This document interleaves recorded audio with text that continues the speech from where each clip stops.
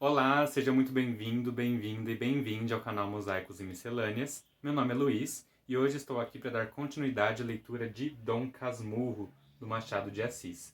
Para você que está chegando agora, nós somos um canal de leitura coletiva, então nós temos leituras de vários tipos aqui para vocês. Nós já lemos Harry Potter de 1 a 5, estamos agora no 6º livro, O Enigma do Príncipe.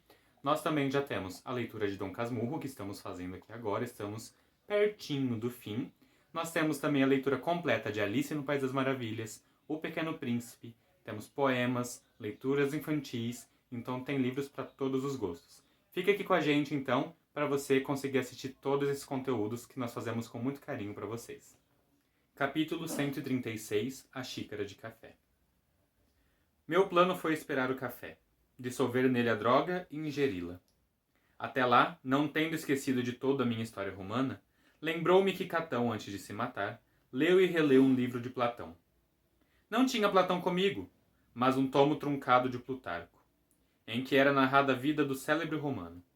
Bastou-me ocupar aquele pouco tempo, e para em tudo imitá-lo, estirei-me ao canapé. Nem era só imitá-lo nisso. Tinha necessidade de incutir em mim a coragem dele, assim como ele precisara dos sentimentos do filósofo, para intrepidamente morrer. Um dos males da ignorância é não ter este remédio à última hora. Há muita gente que se mata sem ele, e nobremente expira. Mas estou que muito mais gente poderia ter uma seus dias, se pudesse achar essa espécie de cocaína moral dos bons livros. Entretanto, querendo fugir a qualquer suspeita de imitação, lembre-me bem que, para não ser encontrado ao pé de mim o livro de Plutarco, nem ser dada notícia nas gazetas com a da cor das calças que eu não vestia, assentei-me de pô-lo novamente em seu lugar antes de beber o veneno. O copeiro trouxe o café. Ergui-me, guardei o livro e fui para a mesa onde ficara a xícara. Já a casa estava em rumores. Era tempo de acabar comigo. A mão tremeu-me ao abrir o papel em que trazia a droga, embrulhada. Ainda assim, tive ânimo de despejar a substância na xícara e comecei a mexer o café. Os olhos vagos. A memória indesdêmona, inocente. O espetáculo da véspera vinha intrometer-se na realidade da manhã. Mas a fotografia de Escobar deu-me o ânimo que me ia faltando.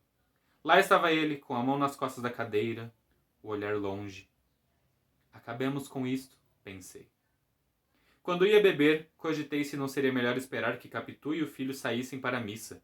Beberia depois. Era melhor. Assim disposto, entrei a passar no gabinete. Ouvi a voz de Ezequiel no corredor. Vi-o entrar e correr a mim bradando.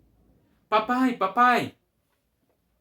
Leitor, houve aqui um gesto que eu não descrevo por havê-lo inteiramente esquecido, mas creio que foi belo e trágico. Efetivamente, a figura do pequeno fez-me recuar até dar as costas na estante. Ezequiel abraçou-me, os joelhos, esticou-se nas pontas dos pés, como querendo subir e dar-me um beijo de costume, e repetia puxando-me. Papai, papai! Capítulo 137. Segundo impulso. Se eu não olhasse para Ezequiel, é provável que eu não estivesse aqui escrevendo este livro, porque o meu primeiro ímpeto foi correr ao café e bebê-lo.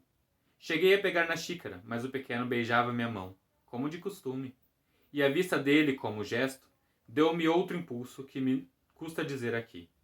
Mas vá lá, diga-se tudo. Chame-me embora assassino. Não serei eu que os desdiga e contradiga. O meu segundo impulso foi criminoso. Inclinei-me e perguntei a Ezequiel se já tomara café. Já, papai, vou à missa com mamãe. Toma outra xícara, meia xícara só. E papai? Eu mando vir mais. Anda, bebe. Ezequiel abriu a boca. Cheguei-lhe a xícara tão trêmulo que quase a entornei, mas disposto a fazê-la cair pela goela abaixo, caso o sabor lhe repugnasse, ou a temperatura, porque o café estava frio, mas não sei que senti que me fez recuar. Pus a xícara em cima da mesa, e dei por mim a beijar doidamente a cabeça do menino. Papai, papai! Exclamava Ezequiel. Não. Não. Eu não sou teu pai. Capítulo 138. Capitu que entra. Quando levantei a cabeça, dei com a figura de Capitu diante de mim. Eis aí outro lance, que parecerá de teatro, e é tão natural como o primeiro, uma vez que a mãe e o filho iam à missa, e Capitu não saía sem falar-me. Era já um falar seco, e breve. A maior parte das vezes eu nem olhava para ela. Ela olhava sempre, esperando. Desta vez, a dar com ela, não sei se era dos olhos, mas Capitu pareceu-me lívida. Seguiu-se um daqueles silêncios a que, sem mentir, se pode chamar de um século. Tal é a extensão do tempo nas grandes crises. Capitu recompôs-se. Disse ao filho que se fosse embora e pediu-me que lhe explicasse. Não há que explicar, disse eu. Há tudo. Não entendo suas lágrimas, nem as de Ezequiel. Que houve entre vocês? Não ouviu o que ele disse? Capitu respondeu que ouvira o choro e o rumor das palavras. Eu creio que ouvira tudo claramente, mas confessá-lo seria perder a esperança do silêncio e da reconciliação. Por isso negou a audiência e confirmou unicamente a vista. Sem lhe contar o episódio do café, repetiu-lhe as palavras do final do capítulo. O quê? Perguntou ela como se ouvira mal. Que não é meu filho. Grande foi a estupefação de Capitu, e não menor a indignação que lhe sucedeu. Tão naturais ambas que fariam duvidar das primeiras testemunhas de vista do nosso foro. Já ouvi que há para vários casos, questão de preço. Eu não creio. Tanto mais que a pessoa que me contou isso acabava de perder uma demanda. Mas, haja ou não testemunhas alugadas, a minha era verdadeira. A própria natureza jurava por si, e eu não queria duvidar dela. Assim que, sem entender a linguagem de Capitu, aos seus gestos, a dor que a retorcia, a coisa nenhuma, repetiu uma das palavras ditas 2 vezes como tal resolução que a fizeram afrouxar. Após alguns instantes, disse-me ela. Só se pode explicar tal injúria pela convicção sincera. Entretanto, você, que era tão cioso dos menores gestos, nunca revelou a menor sombra de desconfiança. Que é que lhe deu tal ideia? Diga, continuou, vendo que eu não respondia nada. Diga tudo. Depois do que ouvi, posso ouvir o resto, não pode ser muito. Que é que lhe deu agora tal convicção? Ande, Bentinho, fale! Fale! Despeça-me daqui, mas diga tudo primeiro. Há coisas que não se dizem. Que se não dizem só metade, mas já que disse metade, diga tudo. Tinha-se sentado numa cadeira ao pé da mesa. Podia estar um tanto confusa. A porte não era de acusada. Pedi-lhe ainda que não teimasse.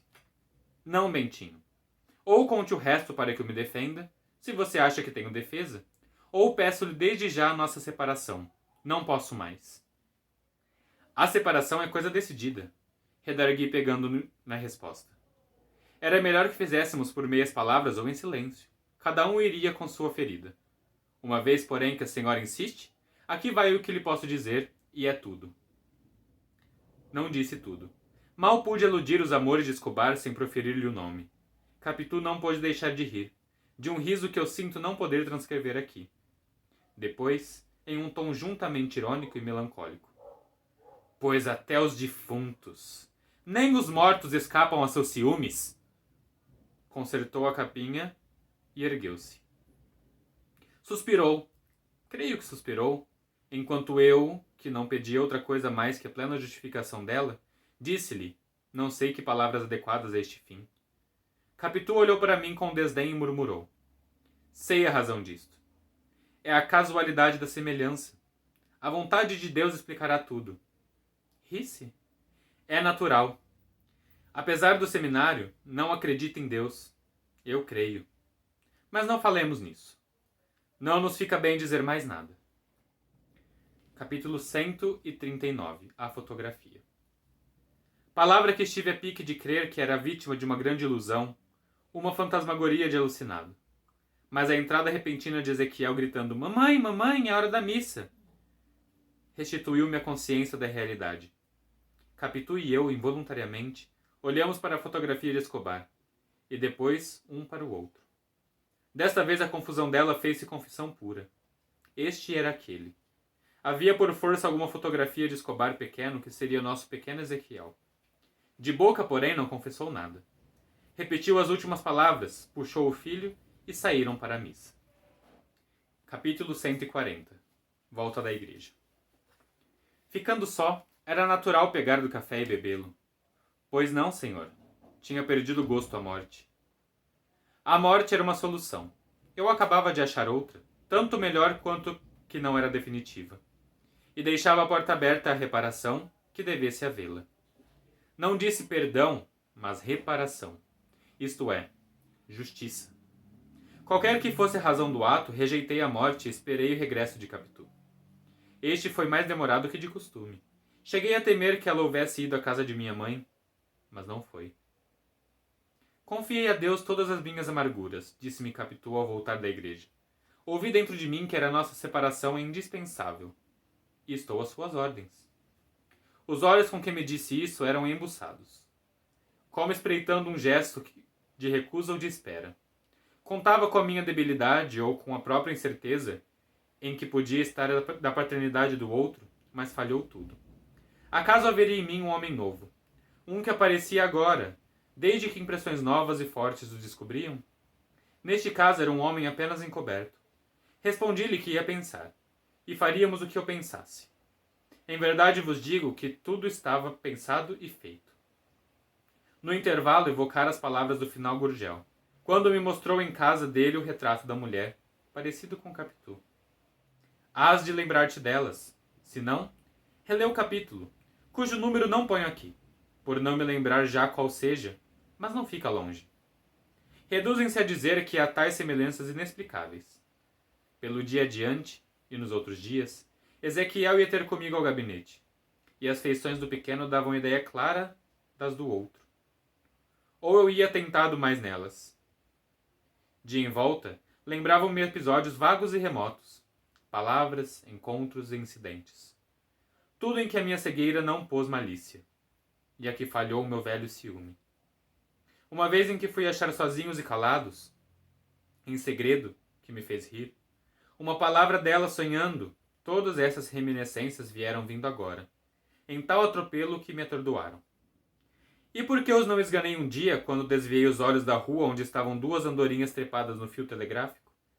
Dentro, as minhas outras andorinhas estavam trepadas no ar, os olhos enfiados nos olhos, mas tão cautelosos que se desconfiaram logo, dizendo-me uma palavra amiga e alegre.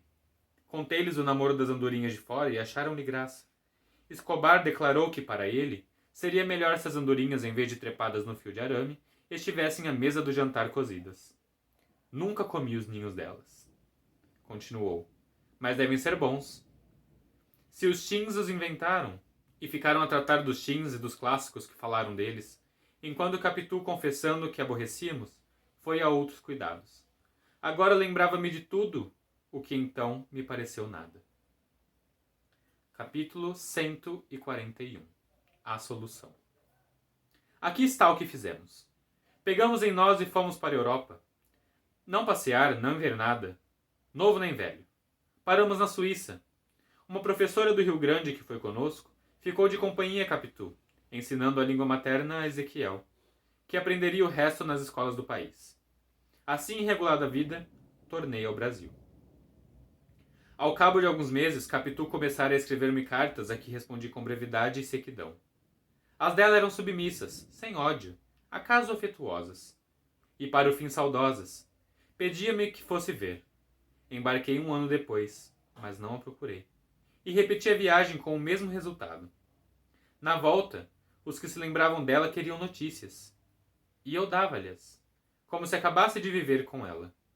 Naturalmente, as viagens eram feitas com o intuito de simular isso mesmo e enganar a opinião. Um dia, finalmente.